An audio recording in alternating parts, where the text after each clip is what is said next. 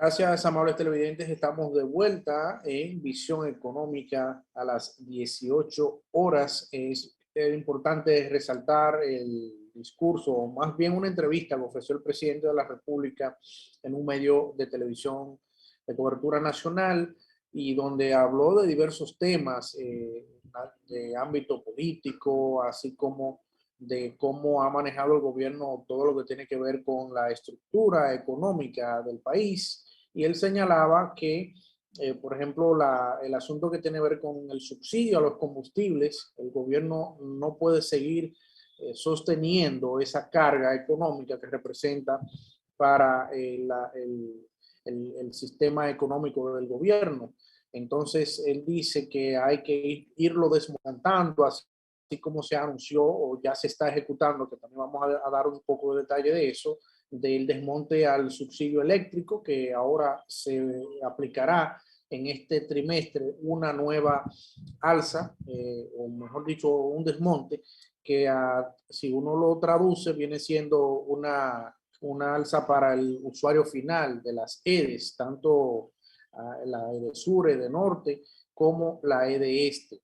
Entonces el gobierno anunció eso, que va a analizar ese tema del desmonte de los subsidios a los combustibles. Eso ciertamente va a causar mucha indignación en muchas personas que utilizan los combustibles y a través de estos se podría experimentar alzas en algunos de los productos de primera necesidad por todo lo que tiene que ver con la cadena de distribución que utilizan el transporte y eso para los alimentos. Así que, don Leo, ¿cuál es su parecer sobre eso? Mira, tengo una observación. Escuché al presidente, estuve viéndolo en la entrevista que le dio un programa de televisión en Santo Domingo, y me llamó la atención que en una entrevista de esta naturaleza el presidente anunciara una medida de esta naturaleza. No fue una medida que anunció, sino dijo que no era posible seguir subsidiando los combustibles. Estableció que los 13.000 millones de pesos que el gobierno estaba subsidiando a los combustibles es un dinero que el gobierno necesita para poder cumplir con con la política social del gobierno. Solamente que hay una dificultad porque una parte, estuve revisando esta mañana la ley 112-00, que es la ley de los hidrocarburos. Señores, vamos a tener 22 años, ya tenemos 21, vamos para 22 en noviembre de este año, vamos a tener 22 años con una ley de hidrocarburos, que incluso durante la campaña electoral hubo algunas personas que plantearon la posibilidad de que esa ley fuera modificada, ¿verdad? Y sin embargo, no se ha procedido en ese sentido. Lo que quiero decir es que hay algunos de esos subsidios que están establecidos por ley y que no se podrá con un decreto obviamente desmontarlo, sino que demandará de una modificación de la ley de hidrocarburos 112-00. Eso por un lado. Y por otro lado, que hay otros sectores, aquí hay todavía por desmontar una cantidad enorme de subsidios de otros sectores.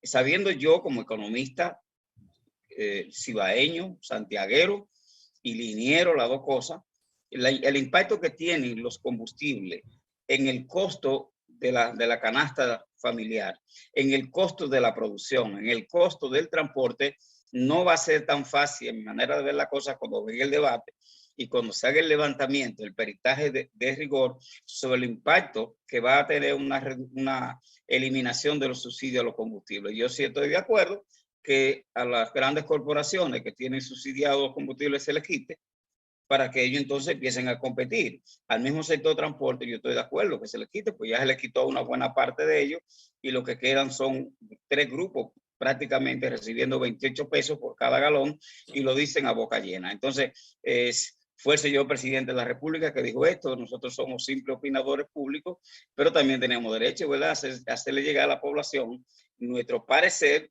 sobre el impacto y las implicaciones que va a tener un desmonte a los combustibles sin haber modificado la ley de hidrocarburos 112-00 en la República Dominicana.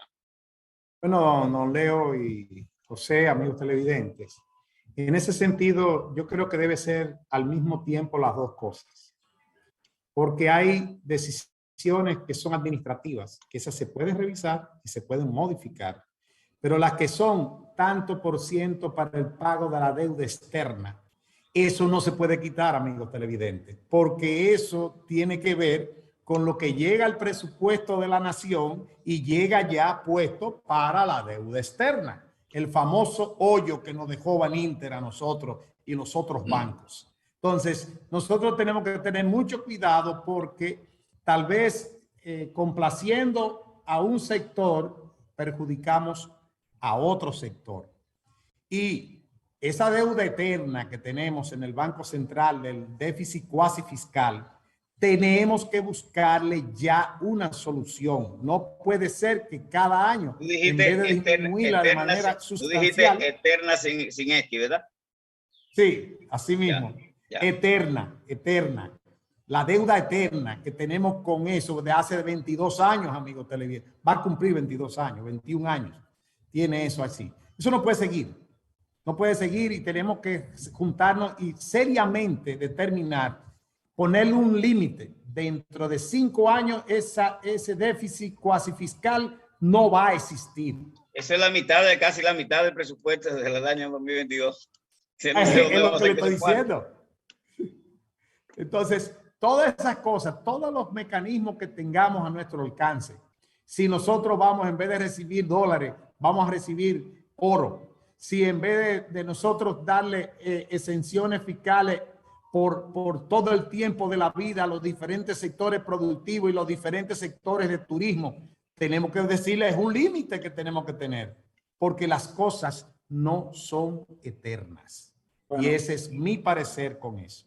Mi punto de vista es el siguiente. Por ejemplo, se han logrado unos ahorros significativos en algunas políticas que ha aplicado el gobierno, y esto se puede ver, por ejemplo, recientemente anunciaron más de 1.500 millones de pesos que se van a invertir en la provincia de Santiago Rodríguez, que es de donde yo soy oriundo. El presidente allá anunció que va a construir lo que es un acueducto que va a suplir la necesidad de agua potable en una provincia que, a pesar de tener la presa de Monción, el municipio cabecera, que es Sabaneta, no tiene agua potable de esa, ¿no? O sea, es más, la provincia entera no se beneficia. Es más, el municipio de Monción, donde está la misma presa, en una ocasión tuve la oportunidad de ir a hacer una noticia allá y ellos se quejaban de que no reciben agua potable teniendo la presa ahí.